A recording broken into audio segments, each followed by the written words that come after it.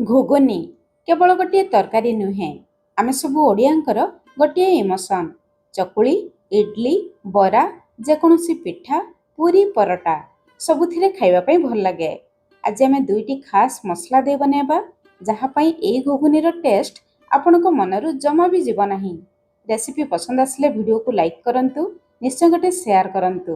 ଚ୍ୟାନେଲରେ ଯଦି ନୂଆ ଅଛନ୍ତି ତଳେ ଥିବା ବ୍ଲାକ୍ କଲର୍ ସବସ୍କ୍ରାଇବ୍ ବଟନରେ ପ୍ରେସ୍ କରି ଚ୍ୟାନେଲକୁ ସବସ୍କ୍ରାଇବ୍ କରନ୍ତୁ ଆଉ ଫେସବୁକ୍ ପେଜକୁ ନିହାତି ଫଲୋ କରନ୍ତୁ।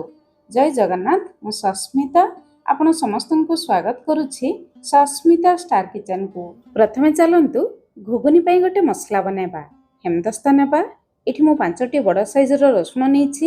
ଆପଣ ଛୋଟ ରସୁଣ ନେଉଥିଲେ 8-10ଟି ରସୁଣ ଦେବେ।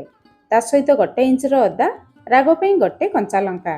ପରେ ଅଳ୍ପ ଗୋଲମରିଚ ବି ଆମେ ମସଲାରେ ବ୍ୟବହାର କରିବା। ତା ସହିତ ଅଳ୍ପ କିଛି ଧନିଆ ପତ୍ର ନାଡ଼ ସହିତ ଦେବା। ଧନିଆ ପତ୍ର ତରକାରୀ ଶେଷରେ ଦେବା ଅପେକ୍ଷା ଏମିତି ଅଦା ରସୁଣ ସହିତ ଛେଚିକି ଦେବେ, ତରକାରୀର ବାସ୍ନା ଆଉ ଟେଷ୍ଟ ବହୁତ ବଢ଼ିଆ ଆସିବ। ତାପରେ ସବୁ ଜିନିଷକୁ ଛେଚି ନେବା। ଏଠି ପାଖାପାଖି 2 ବଡ଼ ଚାମଚ ଅଦା ରସୁଣ ଛେଚା ଆମ ରେଡ଼ି ହେଲା। ମସଲାକୁ ସାଇଡ଼ରେ ରଖିବା। ଆଜିର ଘୁଗୁନି ବନେଇବା ପାଇଁ ଏଠି ମୁଁ 250 ଗ୍ରାମ ମଟରକୁ ରାତି ସାରା ପାଣିରେ ବତୁରେଇ ଦେଇଥିଲି। ନିହାତି 6-7 ଘଣ୍ଟା ମଟରକୁ ଭଲ ଭାବରେ ବତୁରେଇ ନେବେ। ମଟର ଭଲ ଭାବରେ ବତୁରି ଗଲେ ଘୁଗୁନିର ଟେଷ୍ଟ ଆଉ ଟେକ୍ସଚର ବହୁତ ବଢ଼ିଆ ଆସିବ। ତାପରେ ଆମେ କୁକର ନେବା। କୁକରରେ ବତୁରେଇ ରଖିଥିବା ମଟରକୁ ଦେବା। ତା ସହିତ 1 ବଡ଼ ସାଇଜର ଆଳୁ ଦେବା। ଆଳୁ ଆପଣଙ୍କ ହିସାବରେ କମ୍ ବେଶୀ କରି ଦେଇପାରିବେ। ଆଳୁର ଚୋପା ରଖି ଅଳ୍ପ କାଟିକି ଦେବା, ଯାହାଦ୍ୱାରା ଆଳୁ ବେଶୀ ଘାଣ୍ଟିବ ନାହିଁ, ଭଲ ଭାବରେ ସିଝିଯିବ। ତାପରେ ମଟରକୁ ଦେଖି ସ୍ୱାଦ ଅନୁସାରେ ଲୁଣ, ଅଳ୍ପ ହଳଦୀ ଗୁଣ୍ଡ, 1 ତେଜପତ୍ର, ଛୋଟ ଖଣ୍ଡେ ଡାଲଚିନି, ତା ସହିତ 1 ଚକ୍ରଫୁଲ ଦେବା। ମଟର ସିଝେଇବା ସମୟରେ ଏସବୁ ଜିନିଷ ଦେଇ ସିଝେଇଲେ ମଟର ଭିତରକୁ ବହୁତ ବଢ଼ିଆ ଫ୍ଲେଭର ଆସେ। ତାପରେ ମଟରରେ ପାଣି ଦେବା। ବେଶୀ ପାଣି ଦେବେ ନାହିଁ, ମଟର ବୁଡ଼ିବ, ସେତିକି ପାଣି ଦେବେ। ବେଶୀ ପାଣି ଦେଲେ ମଟର ବେଶୀ ସିଝିଯିବ, କମ୍ ପାଣି ଦେଲେ ମଟର ଭଲ ଭାବରେ ସିଝି ପାରିବ ନାହିଁ। ତାପରେ ଆମେ ଗ୍ୟାସ୍ ଉପରେ ବସେଇବା। ପ୍ରଥମେ ହାଇ ଫ୍ଲେମ୍ରେ 1 ହୁଇସିଲ୍ ଦେବା। ହାଇ ଫ୍ଲେମ୍ରେ 1 ହୁଇସିଲ୍ ଆସିଲେ ଗ୍ୟାସ୍ର ଫ୍ଲେମ୍ ଲୋ ରଖି ଲୋ ଫ୍ଲେମ୍ରେ 2ଟି ହୁଇସିଲ୍ ଦେଇ ଆମେ ବାହାରକୁ ବାହାର କରି ଆଣିବା। ପ୍ରେସର ରିଲିଜ୍ ହେଲା ପରେ ଚାଲନ୍ତୁ ମଟରକୁ ଚେକ୍ କରିବା। ଦେଖନ୍ତୁ ମଟର ଆଉ ଆଳୁ କେମିତି ସିଝିଛି। ମଟର ଦେଖନ୍ତୁ ଭଲ ଭାବରେ ସିଝି ଯାଇଛି, କିନ୍ତୁ ଘାଣ୍ଟି ନାହିଁ। ଘୁଗୁନିରେ ମଟର ଯଦି ଘାଣ୍ଟି ଯିବ ତାହେଲେ ଖାଇବା ପାଇଁ ଭଲ ଲାଗିବ ନାହିଁ। ଆଳୁକୁ ଚେକ୍ କରିବା। ଦେଖନ୍ତୁ ଆଳୁ ସିଝି ଯାଇଛି, କିନ୍ତୁ ଘାଣ୍ଟି ନାହିଁ। ଆଳୁର ଚୋପା ରଖି ସିଝେଇଲେ ଆଳୁ ସିଝିଯିବ, କିନ୍ତୁ ଘାଣ୍ଟିବ ନାହିଁ। ତାପରେ ଗୋଟା ଗରମ ମସଲା ଗୁଡ଼ିକୁ ବାହାରକୁ ବାହାର କରି ଆଣିବା, କାହିଁକି ନା ଗରମ ମସଲାର ବାସ୍ନା ମଟର ଭିତରକୁ ଆସିଯାଇଛି। ଚାଲନ୍ତୁ ତରକାରୀ ବନେଇବା ଷ୍ଟାର୍ଟ କରିବା। କଢ଼େଇ ଗରମ କରି 2 ବଡ଼ ଚାମଚ ସୋରିଷ ତେଲ ଗରମ କରିବା। ତେଲ ଗରମ ହେଇଯିବା ପରେ ଅଧା ଛୋଟ ଚାମଚ ଜିରା ଆଉ 2-3 ପିଞ୍ଚ ହିଙ୍ଗୁ ଦେବା। ଯେହେତୁ ମଟର ଟିକେ ଗ୍ୟାସ୍ କରେ, ଅଳ୍ପ ହିଙ୍ଗୁ ଦେଲେ ତରକାରୀ ବହୁତ ଜଲ୍ଦି ହଜମ ହେଇଯିବ। ତାପରେ ବେଶ କିଛି ଭୃଷଙ୍ଗ ପତ୍ର ଦେବା। ଅଳ୍ପ ହିଙ୍ଗୁ ଆଉ ଭୃଷଙ୍ଗ ପତ୍ର ଦେଲେ ମଟର ତରକାରୀର ଟେଷ୍ଟ ପୁରା ଅଲଗା ଆସିବ। ତାପରେ 1 ବଡ଼ ସାଇଜର ପିଆଜ ଦେବା। ଲୋ ଟୁ ମିଡ଼ିୟମ ଫ୍ଲେମ୍ରେ ପିଆଜକୁ ହାଲକା ଲାଲ କଲର ହେଲା ପର୍ଯ୍ୟନ୍ତ ଭାଜିବା। ପିଆଜ ଏତିକି ଭାଜିଯିବା ପରେ ଆମେ ବନେଇ ରଖିଥିବା ଅଦା, ରସୁଣ, କଞ୍ଚା ଲଙ୍କାର ଛେଚାକୁ ଦେବା। ତାପରେ ଅଦା ରସୁଣ ଛେଚାକୁ ମସଲା ସହିତ ଭଲ ଭାବରେ କଷିବା। ଯେହେତୁ ଧନିଆ ପତ୍ରକୁ ଆମେ ଛେଚିକି ଦେଇଛୁ, ଦେଖିବେ ମସଲା କଷିବା ସମୟରେ ବହୁତ ବଢ଼ିଆ ବାସ୍ନା ବାହାରିବ। ମସଲାକୁ ଯେତେ ଭଲ ଭାବରେ କଷିବେ ତରକାରୀର ଟେଷ୍ଟ ବଢ଼ିବ, କିନ୍ତୁ ଅଦା ରସୁଣକୁ ବେଶୀ ପୋଡ଼ିବେ ନାହିଁ। ତାପରେ ମସଲା ପାଇଁ ଅଳ୍ପ ହଳଦୀ ଗୁଣ୍ଡ ଦେବା।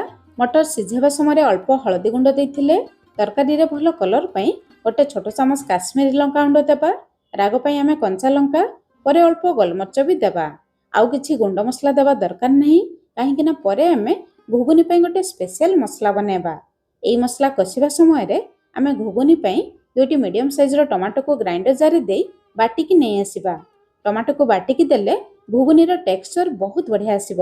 ମସଲାରେ ହଳଦୀ ଗୁଣ୍ଡ, ଲଙ୍କା ଗୁଣ୍ଡ ଟିକେ ଭାଜିଯିବା ପରେ ଆମେ ବାଟି ନେଇଥିବା ଟମାଟୋ ପ୍ୟୁରି ଦେବା। ତା ସହିତ 2-3 ଚାମଚ ପାଣି ଦେବା। ଏବେ ମସଲାରେ କେବଳ ମସଲା ପାଇଁ ଅଳ୍ପ ଲୁଣ ଦେବା।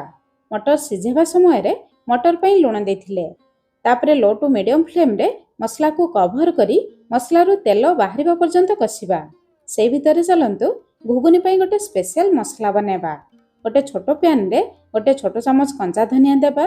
ଅଧା ଛୋଟ ଚାମଚ କଞ୍ଚା ଜିରା, ତା ସହିତ ଅଧା ଛୋଟ ଚାମଚ ପାନମଧୁରୀ। ପାନମଧୁରୀ ଥିଲେ ନିଶ୍ଚୟ ଦେବେ, ବହୁତ ବଢ଼ିଆ ବାସ୍ନା ଆସିବ। ତା ସହିତ ଅଳ୍ପ କିଛି ଗୋଟା ଗରମ ମସଲା। गोटे गुजराती, गोटे बड़ अलैच, 7-8टी गोलमरिच, 3टी लवंग।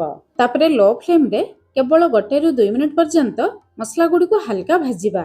मसला को बेसी समय भाजिले मसला रु बास्ना चली जाए। मसला हल्का भाजी जिबा परे गैस रो फ्लेम पूरा बंद करिबा। तापरे गोटे छोट चामच कसूरी मेथी पत्र देबा। मेथी पत्र देबा परे से गरम पैन रे आउ 1 मिनिट पर्यंत भाजिबा। मेथी पत्र भाजी जिबा परे मसला को बाहर को आनी पूरा ठंडा करिबा। तापरे ग्राइंडर जार रे देई आमे फाइन पाउडर बनेबा।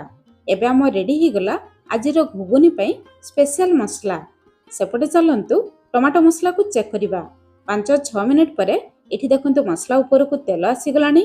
एमिति तेल आसीबा पर्यंत मसला को भलो भाबरे कसिबे। मसला कसी जिबा परे सिझाई रखितिबा मटरु सब पानी को बाहर करी केवल मटर को देबा। सिझाई रखितिबा आलू रु चोपा बाहर करी आलू को टिके बड़ खंड करी काटिकी देबा, नहले आलू बेसी घांटी जिवो। ता सहित बनै रखितिबा स्पेशल घुगुनी मसला को देई सब जिंस को मीडियम फ्लेम रे 3 ରୁ 4 मिनिट पर्यंत भलो भाबरे कसिबा। जेते भलो भाबरे कसिबे ए स्पेशल घुगुनी मसला रो फ्लेवर तरकारी भीतर को आसी जिवो। 3-4 मिनिट परे एठी देखंतु सब जिंस भलो भाबरे कसी गलानी। एबे तरकारी रे झोलो पई आमे मटर सिझेइतिबा पानी सहित अल्प पानी मिसे गरम करी आनिबा। से गरम पानी को देबा, जमा ठंडा पानी देबे नाही। पानी आपण माने देखिकी देबे, काहे कि ना घुगुनी ठंडा हला परे झोलो टिके बहलिया ही जाए। पानी देबा परे गैस रो फ्लेम हाई रखिबा। पानी बहुत जल्दी फुटी जिवो। झोलो थरे फुटी आसिले लो टू मीडियम फ्लेम रे 5 ରୁ 7 मिनिट कवर करिबा, जहा द्वारा देइथिबा स्पेशल घुगुनी मसला रो फ्लेवर तरकारी भीतर को आसी जिवो। 5-7 मिनिट परे एठी हम तरकारी रो फाइनल लुक देखंतु केते डेलिशियस देखा जाउछि। झोलो एतिकी बहलिया रखिबे, सबुथिरे खाइबा पई भल लागिबो।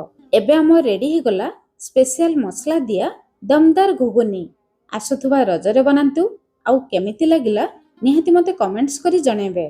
ताहले आजि पई रहिली, पुणी देखा हबा नुआ रेसिपी रे। धन्यवाद।